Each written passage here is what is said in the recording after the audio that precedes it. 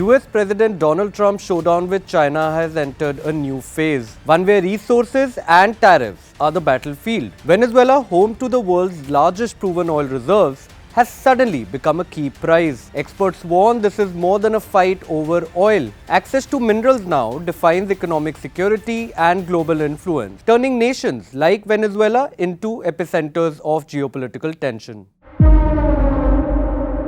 Venezuela is reported to have large reserves of minerals. We are talking over 8,000 tons of gold, the largest in Latin America.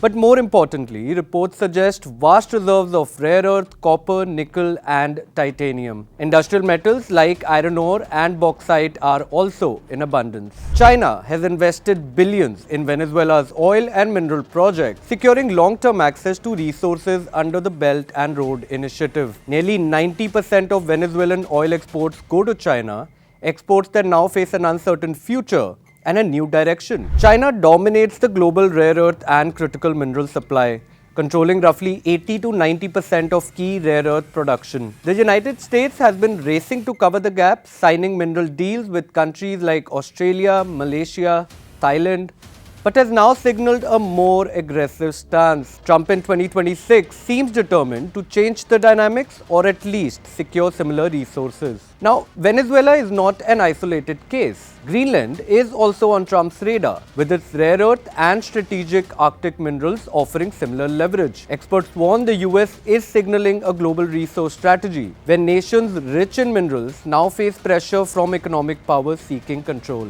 Meanwhile, for China, the struggle is real. A cornered Xi Jinping and the Communist Party could pursue their long-standing goals now with much more assertiveness, given the circumstances created by the US action in Venezuela. The scramble for critical minerals mirrors historic inequalities in fossil fuel extraction. Mining operations often harm ecosystems, exploit workers, and leave communities dependent on exports rather than benefiting locally, something that we saw in Venezuela. So as the US seeks to expand its influence over mineral-rich regions, the global stakes are high and the tensions are rising. In 2026, the battle for minerals is the battle for power itself.